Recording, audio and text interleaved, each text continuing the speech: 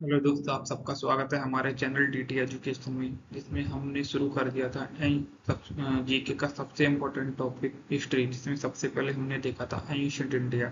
Ancient India के अंदर सबसे पहले हमने देखा था प्री हिस्टोरिक पीरियड यानी कि प्रागैतिहासिक काल। उसके बाद देखा था प्रोटो हिस्टोरिक पीरियड यानी कि आद्य ऐतिहासिक काल, और उसके बाद देखा था हिस्टोरिक पीरियड यानी कि ऐतिहासिक काल।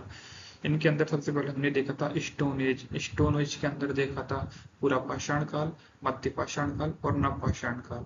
उसके बाद हमने देखा था इंडस वैली सिविलाइजेशन यानी कि सिंधु घाटी सभ्यता, और उसके बाद देखा था वैदिक सिविलाइजेशन यानी कि वैदिक सभ्यता। अब हम देखेंगे 600 बीसी के कुछ धार्मिक आंदोलन, जिसमें आएगा बौद्ध धर्म और जैन धर्म। तो सबसे पहले स्टार्ट करते हैं बौद्ध धर्म से। बौद्ध धर्म के फाउंडर कौन थे? गौतम बुद्ध, जिन्हें लाइट ऑफ एशिया कहा गया। क्यों कहा गया? क्योंकि इन्होंने बौद्ध धर्म का प्रसार पूरे एशिया के अंदर किया था। ये कौन से कुल के थे? क्षत्रिय कुल के। क्षत्रिय कुल में शाक्य कुल के थे। इनके बचपन का नाम क्या था? सिद्धार्थ था। इनका जन्म कब हुआ था? 563 ईसा पूर्व में। 600 बीसी के धार्मिक आंदोलन पढ़ रहे हैं तो इनका जन्म इसी के आसपास हुआ हुआ। कहाँ पर हुआ था? कपिल वस्तु, जो कहाँ पर है? नेपाल में। कपिल वस्तु के लुम्बिनी नामक स्थान पर। आप इसको ऐसे याद रख सकते हैं, जैसे गौतम बुद्ध लंबे थे तो लुम्बिनी नामक स्थान। इनके पिता का नाम क्या था? शुद्धोधन, जो कहाँ के कौन से कुल के थे? शाक्य कुल के थे। इनकी माता का नाम क्या था? महाभागा। ये एसएससी में क्वेश्चन पूछा गया है कि इनकी माता कौन सी वंश की थी, तो कौन से वंश की थी? कौलिया वंश की थी, जिनकी मृत्यु उनके जन्म गौतम बुद्ध के जन्म के 7 दिन के बाद हो गई थी। तो गौतम बुद्ध की माता का देहांत हो गया तो उनका लालन पालन किसने किया था? उनकी माता की सिस्टर प्रजापति गौतमी यानी कि उनकी मौसी ने। गौतम बुद्ध की वो गौतम बुद्ध का विवाह किससे हुआ था? यशोधरा से। और यशोधरा और गौतम बुद्ध से एक पुत्र हुआ जिसका नाम क्या था? राहुल। गौतम बुद्ध के पास एक घोड़ा था जिसका नाम था कंथो, और उस घोड़े को कौन चलाता था? मतलब उसका सारथी कौन था? चन्ना। अब गौतम बुद्ध ने 29 वर्ष की आयु में गृह त्याग कर दिया। उस गृह त्याग को क्या कहा गया? महावीर निष्क्रमण। अब गृह त्याग किसने कितने वर्ष की आयु में किया, ये पूछ सकता आपसे एसएससी, तो क्या बोलेंगे? 29 वर्ष की आयु में। उन्होंने अनोमा नदी के तट पर सन्यासी रूप धारण किया और महाज्ञान की प्राप्ति के लिए निकल गए। कितने वर्ष की आयु में? 29 वर्ष की आयु में। उन्होंने सबसे पहले अलार कलाम और रुद्रक रामपुत्र से शिक्षा ग्रहण की। कलाम कहाँ पर रहते थे? राजगृह में। और रुद्रक रामपुत्र कहाँ पर रहते थे? वैशाली में। और उसके बाद ये गया पहुंचे। उन्होंने 6 वर्षों तक तपस्या की। उसके बाद उनको 6 वर्षों की तपस्या के बाद निरंजना नदी के तट पर महाज्ञान की प्राप्ति हुई। उस महाज्ञान को क्या कहा गया? निर्वाण कहा गया। महाज्ञान की प्राप्ति के बाद इनको बुद्ध के नाम से जाना गया। प्रजापति गौतमी के ये पुत्र थे, इसलिए इन्हें क्या क्या कहा गया? गौतम। इनके बचपन का नाम क्या था? सिद्धार्थ था। गौतम ये पहले से थे, बुद्ध इनका नाम हो गया। इनका पूरा नाम क्या पड़ा? गौतम बुद्ध। गौतम बुद्ध ने अपना पहला उपदेश कहाँ पर दिया था? वाराणसी में।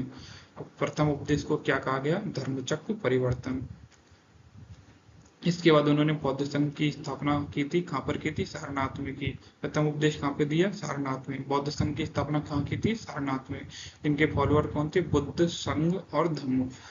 बौद्ध संघ में शामिल होने के लिए मिनिमम एज कितनी रखी गई? 15 साल, यानी 15 साल की उम्र के बाद ही कोई व्यक्ति बौद्ध संघ में शामिल हो सकता था।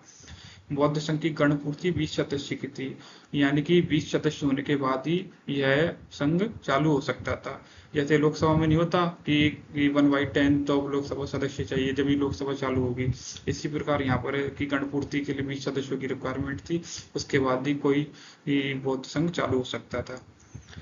जिनका पहला शिष्य था तपस्सु और दूसरा शिष्य था मल्लुक, जिसे हम कल्लकी भी कहते हैं। और प्रथम महिला शिष्य कौन थी?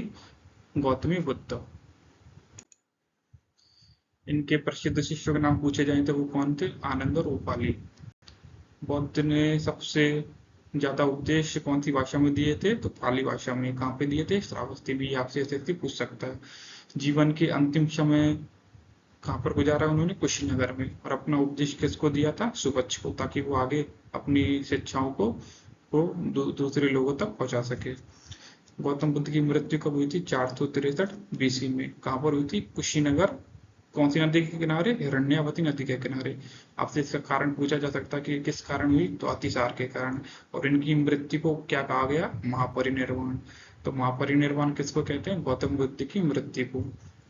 तो ये आपको याद रखना है गौतम बुद्ध का जन्म कब हुआ था और उनकी मृत्यु कब हुई थी। गौतम बुद्ध का जन्म कब हुआ था? 463 बीसी में, और मृत्यु कब हुई थी? 483 बीसी में। तो कितने सालों का अंतर हो गया?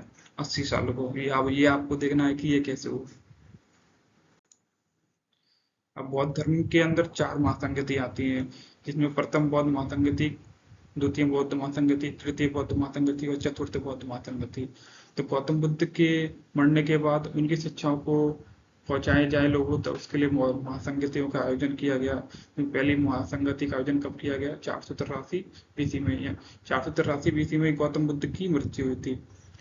पहली बौद्ध महासंगति कहाँ पर चालू की गई? राजगृह। ये कहाँ पर है? सतकारनी गुफा के किनारे।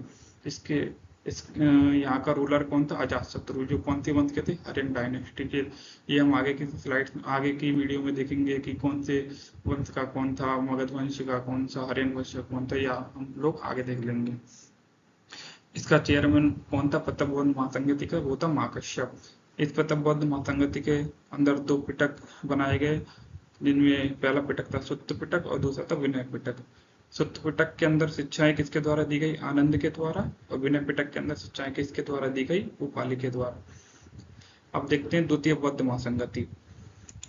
द्वितीय बौद्ध महासंगति कब चालू की गई? 383 बीसी में, यानी कि प्रथम बौद्ध महासंगति के 100 साल बाद। कहाँ पर की गई द्वितीय बौद्ध महासंगति? वैशाली में। यहाँ का रूलर कौन था? काल अशोक। ये किस वंश का था? शिशुनाग वंश का। इसका चेयरमैन कौन था? सावाकमीर। इसको क्या कहते थे? सनवाकमीर। इसको इतना इम्पोर्टेंट नहीं है ये, आप चेयरमैन याद रखना, सावाकमीर। इनके वर्क फॉलोअर कितने पार्टों में डिवाइड हुए? 2 पार्टों में, जिसका पहला पार्ट था स्थावर, दूसरा पार्ट महासंघिक। ये भी इम्पोर्टेंट नहीं है, केवल आप ध्यान रखना, क्वेश्चन आए तो मुश्किल आएगा वैसे तो। तीसरी बौद्ध महासंगति कब चालू की गई थी? 251 बीसी में। कहाँ पर चालू की गई? पाटलिपुत्र में। जहाँ का रूलर कौन था? अशोका। कौन सी डायनेस्टी का था? मौर्य डायनेस्टी का। जिसका चेयरमैन कौन था? मोगली पुत्र तिसम। इसमें क्या वर्क किया गया? बौद्ध धर्म में तीसरा पिटक जोड़ा गया, जिसका नाम था अभिधम पिटक। 2 पिटक पहले पढ़ लिए थे हमने, कौन कौन से? विनय पिटक और सुत्त पिटक। तीसरा पिटक कौन सा आ गया? अभिधम पिटक। चौथी बौद्ध महासंगति कब चालू की गई? 78 एडी में। अब एडी आ गया, एडी मतलब एनो डोमिनी, यानी ईसा मसीह के जन्म के बाद। ये सारी 3 बौद्ध महासंगति ईसा मसीह के जन्म से पहले की थी, और चौथी बौद्ध महासंगति ईसा मसीह के जन्म के बाद की है। चौथी बौद्ध महासंगति का प्लेस कौन सा है? कुडालुअन, जो कहाँ पर है? कश्मीर में। जिसका रूलर कौन है? कनिष्क। कनिष्क कौन सी डायनेस्टी का है? कुषाण डायनेस्टी का। जिसका चेयरमैन कौन है? वसुमित्र। और वाइस चेयरमैन कौन है? अशोक। ये रूलर और प्लेस जब बहुत ज्यादा इंपॉर्टेंट है। चेयरमैन भी आप सबको इन 4 बौद्ध महासंगतियों के प्लेस, रूलर और चेयरमैन याद रखने हैं। चौथी बौद्ध महासंगति के बाद बौद्ध धर्म 2 भागों में डिवाइड हो गया, जिसमें पहला भाग था हीनयान, दूसरा भाग था महायान। हीनयान कौन होते हैं? जो मूर्ति पूजा में विश्वास नहीं रखते हैं। और महायान कौन होते हैं? जो मूर्ति पूजा में विश्वास रखते हैं। हीनयान गौतम बुद्ध को केवल मनुष्य मानते थे, जबकि महायान गौतम बुद्ध को भगवान मानते थे, भगवान मानकर उनकी पूजा करते थे। हीनयान का कोई तीर्थ स्थान नहीं होता, जबकि महायानियों का 4 तीर्थ स्थान होते हैं। हीनयानी कहाँ पाए जाते हैं? Sri Lanka, Indonesia, Myanmar. महायानिया कहाँ पर पाए जाते हैं? बाकी स्थानों पर इनके अलावा। तो ये आप देख रहे हो, ये सारी चीजें एशिया में। गौतम बुद्ध को लाइट ऑफ एशिया कहा गया। तो लाइट ऑफ एशिया इसलिए कहा गया क्योंकि गौतम बुद्ध ने पूरे एशिया के अंदर बौद्ध धर्म का प्रचार किया था। उन्होंने तो हिंदुस्तान में, मतलब भारत में किया था, बाकी उनके शिष्यों ने उनकी शिक्षाएं पूरी एशिया में फैली थी। उसके बाद हम देखते हैं जैन धर्म। जैन धर्म का प्रथम तीर्थंकर कौन थे? ऋषभदेव। ऋषभदेव जी के 2 पुत्र थे। पहला पुत्र था भरत, दूसरा था गोमतेश्वर। आपको पता हो गोमतेश्वर जी की मूर्ति लगी हुई है श्रवण बेलगोला कर्नाटक में। इनके हाथों में 200 हाथियों का बल था। 23वें तीर्थंकर कौन है? पार्श्वनाथ। इनकी मृत्यु कहाँ पर हुई? संवेद पर्वत पर, 100 साल की उम्र में। इसलिए ये इंपॉर्टेंट हो जाता है, ये क्वेश्चन पूछ सकता है आपसे। इन्होंने 4 महाव्रत दिए। कौन कौन थे? सत्य, अहिंसा, अस्तेय और अपरिग्रह। अपरिग्रह होता है कि वस्तुओं का संचय नहीं करना, जो आपकी चीज जरूरत है उसको रखना और बाकी वस्तुओं को दान में दे देना। जबकि आपको पता होगा कि जैन धर्म में पांच महाभारत हैं। पांचवा महाभारत कौन सा है? ब्रह्मचर्य, जो किसने दिया था? महावीर स्वामी जी ने। गांधी जी किन इनमें से कौन कौन से महाभारतों का पालन करते थे, आप बताइए हमें। तो गांधी जी अहिंसा, अस्तेय और अपरिग्रह 3 नियमों का पालन करते थे। ठीक है। चौबीसवें तीर्थंकर थे महावीर स्वामी, जिनका जन्म हुआ था 540 बीसी कुंडग्राम वैशाली में। जबकि गौतम बुद्ध का जन्म कहाँ हुआ था? लुम्बिनी ग्राम में। ठीक है। कब हुआ था गौतम बुद्ध का जन्म? 563 बीसी में। जबकि महावीर स्वामी जी का जन्म कब हुआ था? 540 बीसी में। महावीर स्वामी जी के पिता का नाम क्या था? सिद्धार्थ। जो कौन से कुल के थे? ज्ञानतक कुल के। सिद्धार्थ किसका नाम था? सिद्धार्थ नाम था गौतम बुद्ध के बचपन का।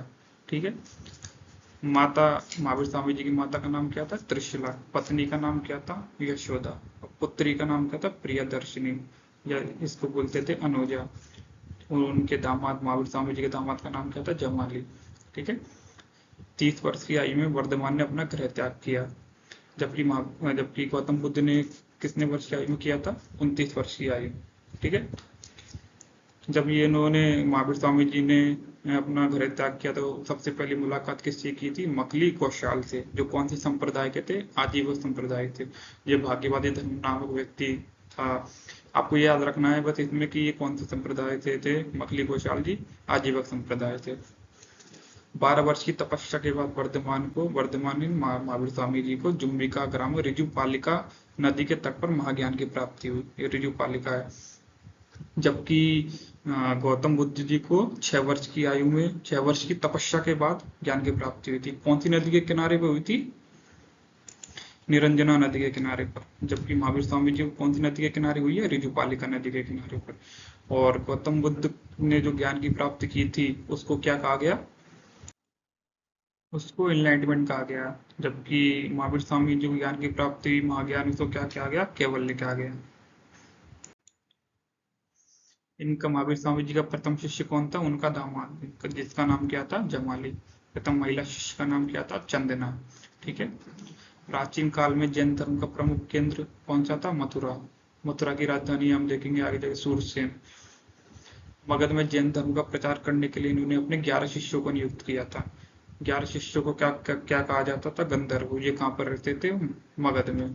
लेकिन जब महावीर स्वामी की मृत्यु हुई तो केवल एक ही इकलौता गंधर्व बचा था, जिसका नाम क्या था? आर्य सुदर्शन, जो first chairman of joint union भी था। इससे ज्यादा इंपॉर्टेंट नहीं है, इसको याद मत रखना। 468 बीसी में महावीर स्वामी की मृत्यु पावापुरी में हुई थी। जबकि गौतम बुद्ध की मृत्यु कब हुई थी? गौतम बुद्ध की मृत्यु हुई थी 483 बीसी में। और महावीर स्वामी जी का जन्म कब हुआ था? 540 बीसी। और मृत्यु कब हुई? 468 बीसी में। ठीक है, ये आपको याद रखना।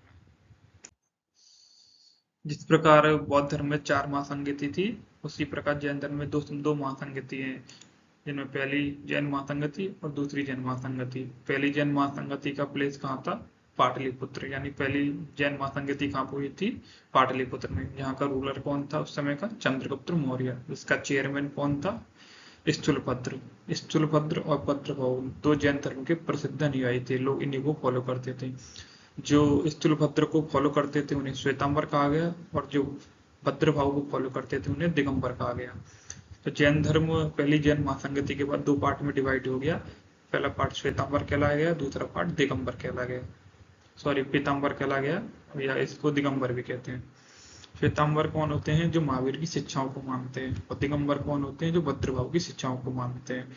श्वेतांबर श्वेत वस्त्र धारण करते हैं, जबकि दिगंबर कोई वस्त्र धारण नहीं करते हैं। श्वेतांबर जी महावीर जी को विवाहित मानते हैं, जबकि दिगंबर अविवाहित मानते हैं। श्वेतांबरों के अनुसार 19वें तीर्थंकर मल्लिनाथी एक शब्द थे, यानी कि ये स्त्री थे। लेकिन दिगंबर लोगों के अनुसार ये एक पुरुष थे। ठीक है। अब दूसरी जैन महासंगति कब स्टार्ट हुई थी? 513 एडी में, ईसा मसीह के जन्म के बाद। जन्म के 513 साल हुआ। कहाँ पर हुई थी? वल्लभी, गुजरात में। चेयरमैन कौन था? देवर्षि क्षमाचमन। इसी महासंगति के दौरान जैन धर्म की शिक्षाओं को लिपिबद्ध किया गया, यानी कि इनकी शिक्षाओं को लिखा गया ताकि लोगों तक ज्ञान आसानी तक पहुंचे। और उनके ग्रंथों को क्या कहा गया? आगम। ठीक है, आज यहीं तक रखते हैं। यदि आपको वीडियो पसंद आई तो इस वीडियो को शेयर कीजिए, चैनल को सब्सक्राइब कीजिए और कमेंट कीजिए। Thank you.